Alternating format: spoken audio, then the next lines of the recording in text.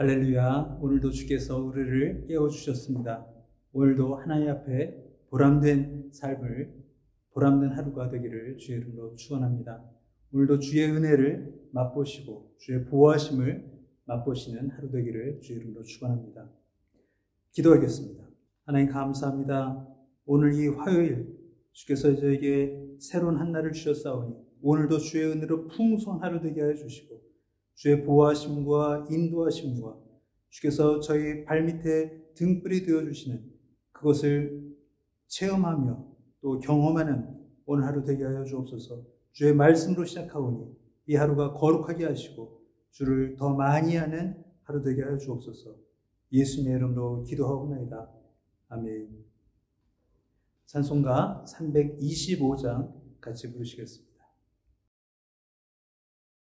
Quisiera invitarte a que cerraras tus ojos y que levantaras tus manos y cantaras esto conmigo. Tu fidelidad es grande, tu fidelidad incomparable es. Nadie como tú. Bendito Dios, grande es tu fidelidad. Tu fidelidad es grande, tu fidelidad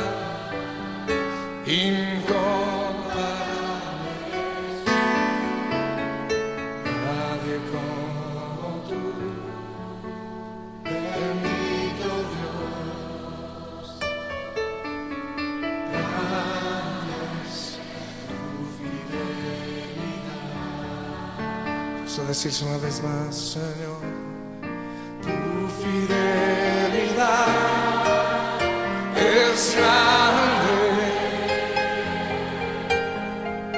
tu fidelidad incomparable es.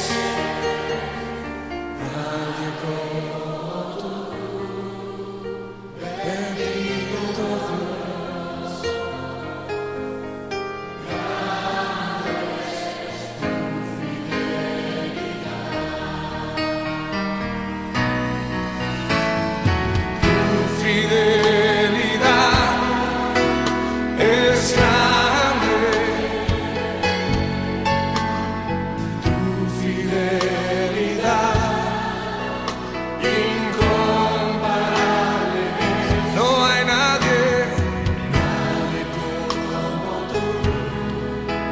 Bendito Dios, grande es tu fidelidad. Oh, díselo otra vez al Señor. Tu fidelidad es grande,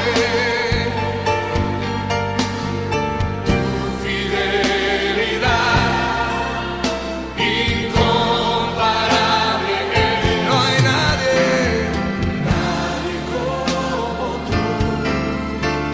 Bendito Dios, grande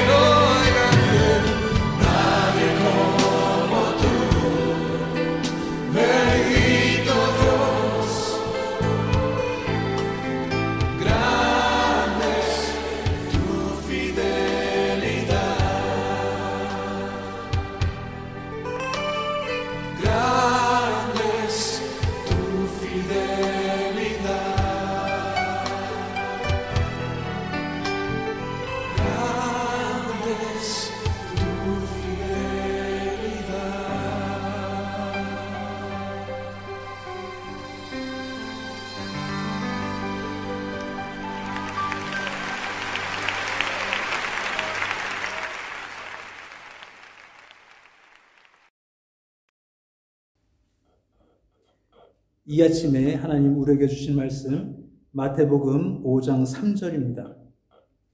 심령이 가난한 자는 복이 있나니 천국이 그들의 것이며, 오늘부터 팔복에 한 복씩 짚어가면서 매일 아침에 묵상하도록 하겠습니다. 가난한 자의 복이 있습니다. 가난이 복이 됩니다. 이것은 어디에도 이런 말씀이 없고 어디에서도 들을 수 없는 말씀이 이 말씀입니다. 예수께서 산상에 오르셔서, 예수께서 산에 오르셔서 그 백성들을 처음으로 말씀하실 때 맨 처음 하신 말씀이 가난한 자는 복이 있다라고 말씀하십니다. 이 얼마나 황당한 말씀이 있겠습니까? 그 현장에 있던 사람들의 마음을 한번 생각해 보시기 바랍니다.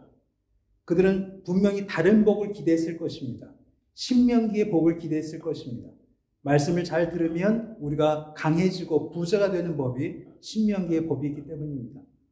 근데 그 예수께서 우리에게 처음 오셔서 말씀하신 그 복은 가난한 자가 복이 있는 것입니다. 이 가난은 무슨 가난일까요? 먼저 이스라엘 백성 입장에서 생각해 보시면 더 쉽겠습니다. 그들은 지금 로마의 식민지에 있습니다. 더 가난해질 수 없는 가난을 겪고 있습니다. 그들이 가진 모든 것은 수탈당하고 있고 또 세금으로 빼가고 있습니다. 더 이상 가난해질 수 없는 그 자리에 있습니다. 근데 우리가 신약을 보다 보면 그럼에도 불구하고 그들에게 마음에 있는 그 자부심만큼은 얼마나 컸는지 더 잘 알 수 있습니다. 그들은 그럼에도 불구하고 하나님의 자녀, 아브라함의 자손이라는 그 자부심만큼은 놓지 않았습니다. 그 자부심이 결국 어디로 이어졌습니까? 예수님을 못 박는 데로 이어졌습니다. 그들은 절대 그것을 포기할 수 없었습니다.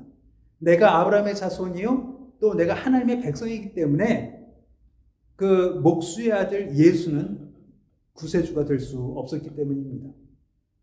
그들은 마음만큼은, 심령만큼은 부자로 있었기 때문에 예수님을 거절할 수 있었다는 것을 우리가 신약을 통해 보는 것입니다.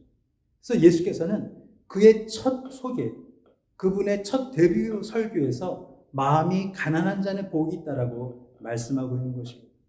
그 마음에 그 어떤 것도 의지할 것이 없는 사람, 그 마음에 자기의 어떤 자존심을 지탱해 줄 그 어떤 것도 없는 사람이 더 복이 있을 수 있다라고 말씀하고 있는 것입니다.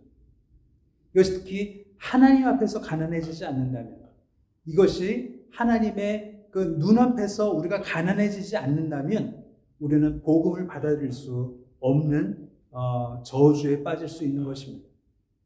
복음은 언제 받아들일 수 있냐면 내 자아가 깨질 때 복음이 들어올 수 있습니다. 내가 온전해지고는 복음은 복음의 역할을 할 수가 없습니다. 왜냐하면 나는 나를 구원할 수 있는 사람이라고 모든 인간은 믿고 있기 때문입니다. 그래서 마음이 깨지고 마음이 상하고 그 마음이 굶주린 자, 마음이 가난한 자 외에는 예수 그리스도를 구주로 영접할 수 없게 되는 것입니다. 여러분이 성도가 되신 것을 축하합니다. 여러분이 성도가 되신 것을 진심으로 축하합니다. 근데 그 마음이 깨진 성도여야만 참으로 하나님이 원하시는 성도가 되는 것입니다. 내 안에 나의 의의가 있다면, 내 안에 하나님 앞에서 자랑할 것이 있다면, 내 안에 사람들 앞에서 더 뽐낼 것이 있다면 우리는 마음이 가난한 사람이 아닌 것입니다. 하나님은 깨어진 마음을 원하십니다. 하나님은 하나님 앞에서 겸손한 자를 찾고 계십니다. 그래야 예수 그리스도를 나의 유일한 소망이요, 예수 그리스도를 나의 유일한 구세주로 바로 영접할 수 있기 때문입니다. 그래서 비로소 그 복의 결과로 천국이 그들의 것이 되는 것입니다. 마음이 가난하지 않다면 천국은 절대로 우리의 것이 되지 않습니다. 왜냐하면 천국 말고도 우리 마음에 채워진 것이 너무 많기 때문입니다. 여러분의 자랑거리를 생각해 보시기 바랍니다. 그 자랑거리가 천국보다 크다면 우리는 마음이 부한자라고 말할 수 있을 것입니다. 우리 삶에 가난은 정말 힘들지만 하나님 앞에 정말로 가난한 자가 될 수 있는 복이 여러분에게 있으시기를 주의 이름으로 축원합니다. 기도하겠습니다. 기도하실 때 세 가지 제목으로 기도합니다. 심령이 가난하게 하여 주옵소서, 심령이 주의 은혜로만 가득 차게 하여 주옵소서, 또 다른 사람을 심판하지 않게 하여 주옵소서. 기도하겠습니다.